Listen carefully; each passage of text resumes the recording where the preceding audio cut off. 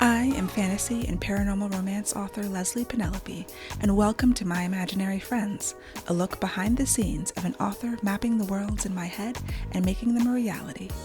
Hello friends, today is Sunday, October 9th, 2022, and this is episode 189 of My Imaginary Friends. I'm Leslie. So this week's best thing is that I didn't write, I did rest, although part of resting was because I was sick. So as I mentioned last week, I turned in my manuscript. It was due. I turned it in a few days early. Then I had some events. I had the Naomi Novik event, and I had Capclave, which is a local DC area conference, sci-fi fantasy conference, writing themed. So I did 3 panels on Sunday. Monday, I didn't write. I was kind of starting to feel a little bad, and Tuesday I was just down all day. But I did a negative COVID test. I think I just had either a cold or a mild flu or something. It's been almost a week. I'm still feeling the effects, but I'm feeling better, but still bad. So I don't know if it really counts as a best thing, but I did rest a lot because I was ill. And that's always nice. I read a lot, which is good. The question is, do I feel rejuvenated? Do I feel restored and ready to dive into a new manuscript or go back to an old manuscript, I guess, at this point? And I don't know. I was talking to another writer, shout out to Christy Barth, who I was mentioning just being sick to, and she was like, oh, well, it doesn't really count as rest if you're sick. I was like, I'm still resting, but what I told her is I would have felt very guilty if I had been feeling great and just like energized and ready to go and had also rested. So the being sick allowed me to not feel guilty about the rest that I knew I needed anyway. And my body reinforced this by becoming ill. Regardless, I will be going back to writing this coming week. I will take it very gentle and easy and probably just reread what I have, look at the plot. I haven't looked at this book in a while. So this is Beastly Kingdom, book 2 of the Bliss Wars series, which is the follow-up to Savage City. And my goal is to write the last 2 books of the trilogy back to back so that I can release them all next year as close as possible to one another. I don't know what that will look like, and I'm not making any decisions about that, but that is the hope and my sincerest desire is to do that. But yes, my brain is still a little foggy, and I'm still having sinus issues and just overall fatigue. So I apologize if I'm not super coherent, although who knows if I ever really am.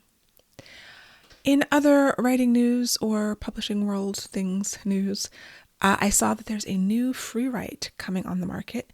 It is called the Free Write Alpha, and it is similar to an Alpha Smart. So I already have 2 free writes, but guess what I did? I bought a 3rd one just so I could review it for all of you. And because I love gadgets.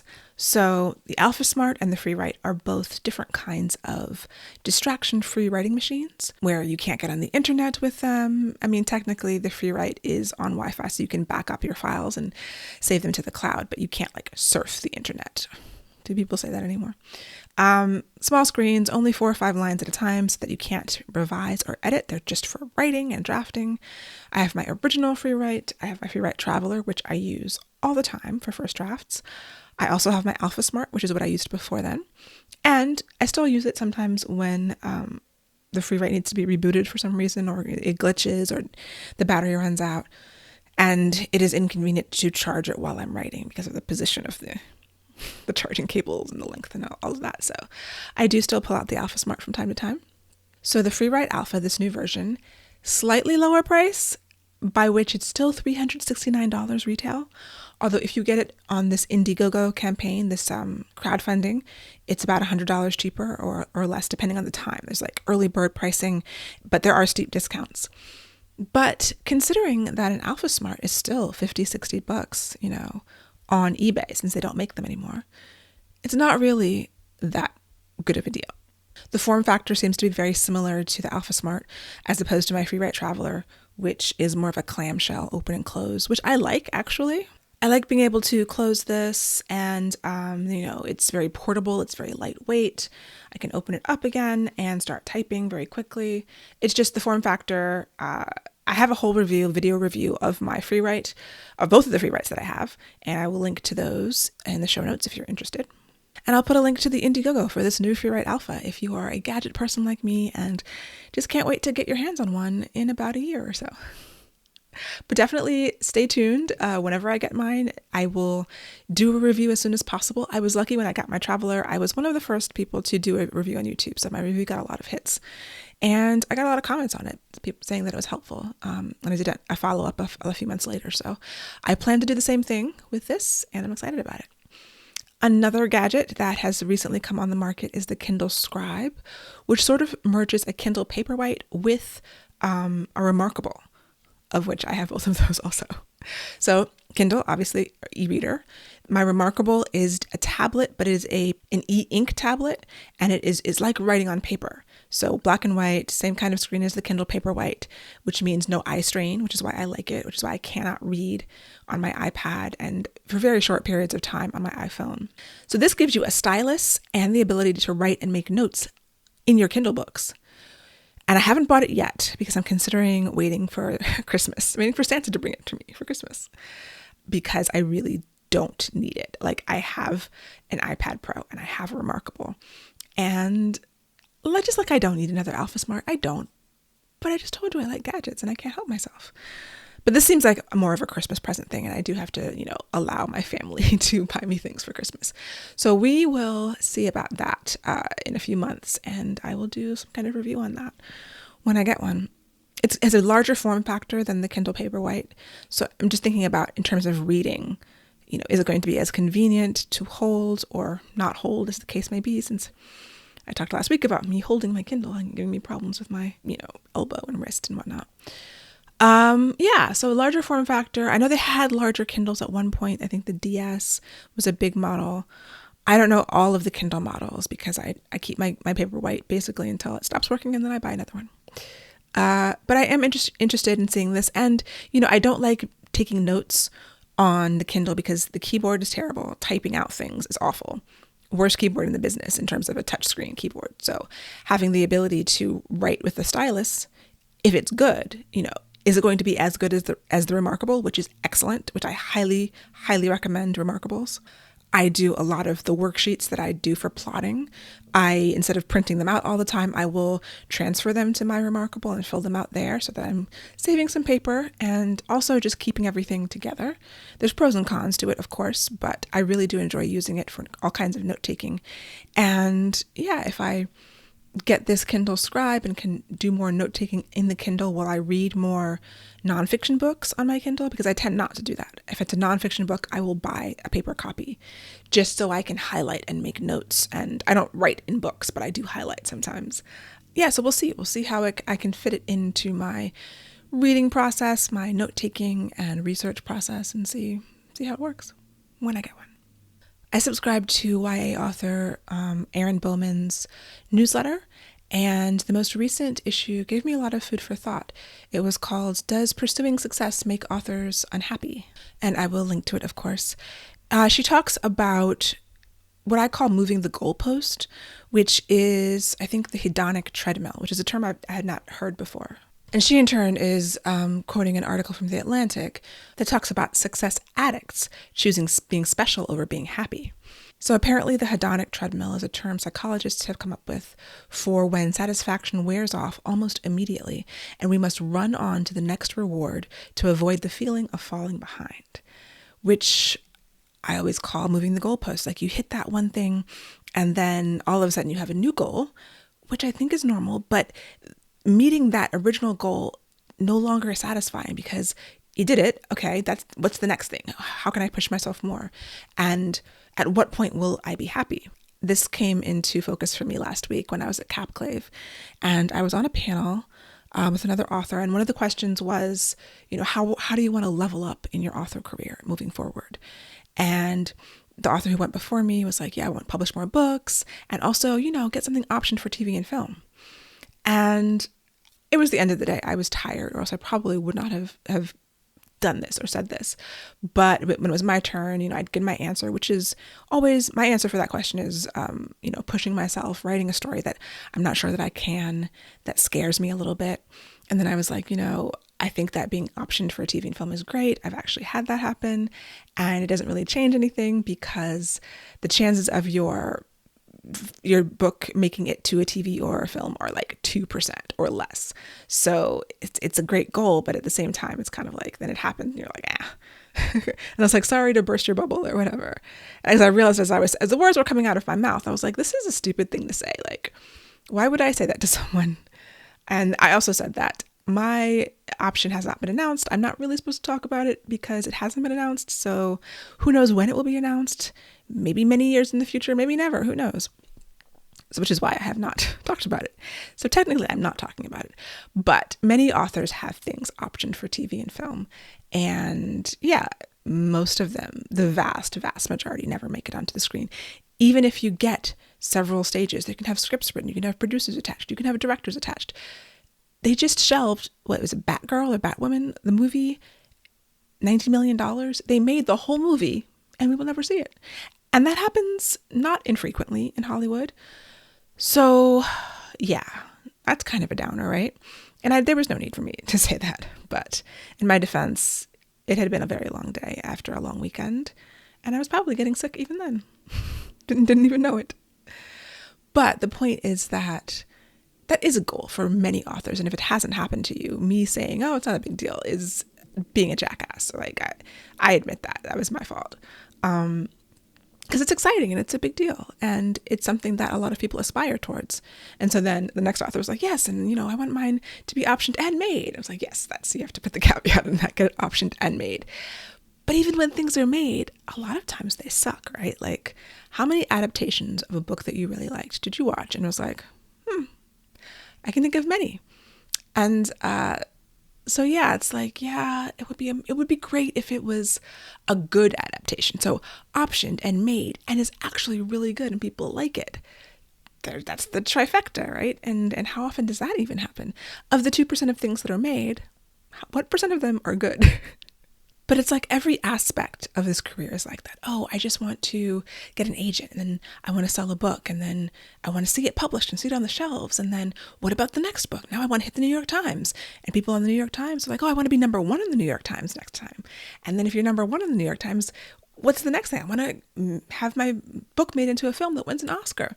Like, there's a point at which trying to be successful is running on this, not just a treadmill, a hamster wheel, because you're not really going anywhere.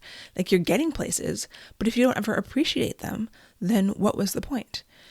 And so you feel it happening. And part of it, like I said, is very natural. You can't be stagnant. You can't just say, my goal is to sell 200 copies. And then you do that. Be like, okay, I'm done. I'm going home now. I'm going back to bed. Like, you have to keep pushing yourself. You have to level up, or else you're stagnant, right? But in the process, is it even possible to do that without having the satisfaction of the wins get progressively less impressive? This article also says that, this hedonic treadmill is why so many successful people are almost invariably jealous of people who are more successful. Author jealousy is very real. You have author friends who are doing much better than you, and you're doing better than other people. And it's just a whole spectrum down the line. And at what point are we ever satisfied? And then if we are satisfied, are we doing something wrong? Like, should we be satisfied? But if you're not, then are you ever okay? Like, you can't just keep running forever, And this is something that it's a question. I don't know. I don't know what the answer is. I feel like there is a problem inherent in never feeling successful, never feeling good enough. But at the same time, I want to grow and get better and reach higher goals and, have big ambitions and take big swings and try to make them. So how do we balance that? And in that balance, there is unhappiness. I turned in a book. It's a great milestone. It's like, congratulations, Leslie, let me feel this win.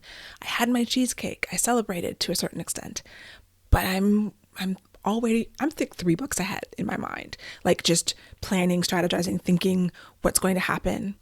I was also talking to some writers at an event this past weekend where I was saying how this year, I think it's the first year, and I'd have to check my taxes, but it feels like the first year, that I've made more money from my writing business than from my web development business, because I've been steadily, not taking on projects and not taking on clients in web development, so I can spend more time writing.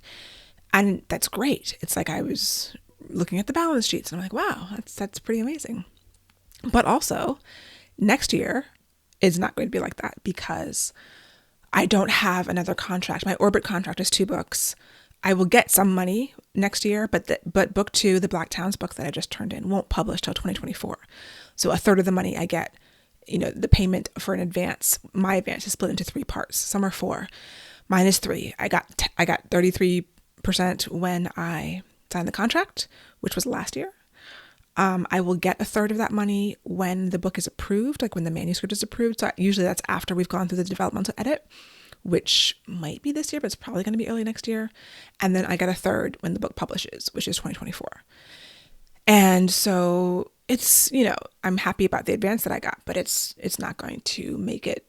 I mean, unless I do absolutely no website development work next year, that's the only traditional publishing money I'll get, unless I get another contract next year, which could happen potentially. But, the self-publishing income on its own is not going to be anywhere near that, unless something amazing happens, which I guess could happen too. So, but if I was just trying for monetary goals, if next year is a year where I only publish 2 self-published books, no traditionally published books, and no new contracts, that's a hit to the income that I had this year when I had a traditionally published book and a self-published book.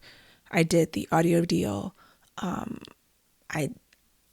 Whatever else happened this year the option that I'm not really supposed to talk about, I got paid for that. And so, and I know that I need a rest. I'm going to try to push through these 2 books. Maybe there's another thing happening. We'll have to see. Those are things that are out of my control. But I was thinking, in a year, I'm going to take a break. And whether or not that can actually happen, because my mind is still churning. I'm thinking of the book I want to write after that. And then what is the book after that? I don't know it yet, but something's happening. I'm taking in information all the time. I'm being inspired by things all the time, and something is going on. I feel something going on back there, even if I don't have an idea or even a notion of what that book after the book after the book is going to be. I'm always thinking about that. And so I think my point was, how can I not make myself crazy by having goals and wanting to be successful, in quotes, because what does that even mean? Defining success for myself, meeting the goals, making new goals, being on this treadmill / hamster wheel while not being miserable. Is that a thing that's possible? Who has figured this out? How can we do this? If you have any ideas or thoughts, I would love to hear them in the comments. You can leave a comment on YouTube, on my website, lpenelope.com/podcast, where this episode will be. I think those are the major places. So yeah, let me know, because honestly, it's a question I'm asking. Start a conversation. I have no idea. I tried to be grateful. I think gratitude is definitely part of it. I try to celebrate the wins. Even as I'm pressing send on a manuscript, I'm already planning ahead for the next one, figuring out how I'm going to do it, how I'm going to schedule it, all of that. It doesn't ever end, because there are things I want to accomplish, and how can I maintain my sanity? I mean, I'm not unhappy at this moment, but I think it is a road towards unhappiness if you don't find a way to have some kind of balance here. And finally, from Neil Gaiman's Tumblr, which I have a Tumblr because I use that to seed the articles that go into the newsletter for this podcast, the Footnotes newsletter, which is the only reason why I have a Tumblr. My friend was making fun of me for having a Tumblr. I'm like, I use the RSS feed to send the emails automatically, and I've rigged it up. It's very convenient for me. I like it a lot. So when I go on a Tumblr to put in the articles for the show notes, Neil Gaiman inevitably pops up, because I think he's the only person I follow on Tumblr. And he's always posting there. So there was a question that was asked wherein he had told an anecdote about his cousin Helen, who apparently was in a Polish ghetto during World War II and was Jewish, and they weren't allowed to read books. And she snuck a copy of Gone with the Wind and would, forego sleep for several hours every night to read it so that then she could tell the story to the women at work the next day where they were doing sewing. And, the penalty for being caught with a book was death. And so this is why he says, it actually made what I do feel more important, because giving people stories is not a luxury. It's actually one of the things that you live and die for. And that was really powerful because I think those of us who love reading and writing understand the power of story, but sometimes it has to be reinforced. There are emails that I get from readers that bring me to tears and that really underscore why what I'm doing is important to people, why giving people stories to take them out of, the drudgery of daily life, whether that is just day-to-day hardships, illness, war, poverty, whatever, or just like a bad day. It doesn't have to be the Holocaust for it to be impactful on someone's life. It just has to bring them some joy in an otherwise dreary or difficult day. And so there are stories that do that for me every day. That's why I read so much. And the idea that my stories do that for other people, and that across time, we've prioritized these stories and they mean something to us. I had to give a keynote, and one of the things I usually say, depending on the topic, is that, stories are what makes us human. And storytellers, we have an important role to play. And that that shouldn't be forgotten. And maybe that's one of the ways to combat the unhappiness of this success treadmill. And remember that what you're doing is important to people. It brings joy to people, and it brings respite, and it's a refuge for people. And that has nothing to do with income goals or hitting lists or publishing, traditional publishing contracts. I can publish stories myself and they will reach someone, and, it'll reach people who need to read it. So yeah, that's me. That's my contribution. So my goals for this coming week: get back into writing, reread this beginning of the fast draft, which I hate reading my fast drafts because they're always awful, but get back into the vibe and the energy of the story, try to generate some fuel to push me through, and get back to writing. And I will talk to you next week. I hope that you have a wonderful week. It's also my anniversary this week, so we'll be celebrating that. 14 years married. And yes, talk to you next week. For episode show notes and to sign up for the Footnotes newsletter and get the show notes in your inbox, go to myimaginaryfriendsshow.com.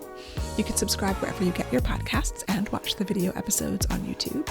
Email me at podcast@lpenelope.com. I would really appreciate a rating or review to help support the show. And My Imaginary Friends is part of the Frolic Podcast Network. For more fantastic podcasts, go to frolic.media/podcasts.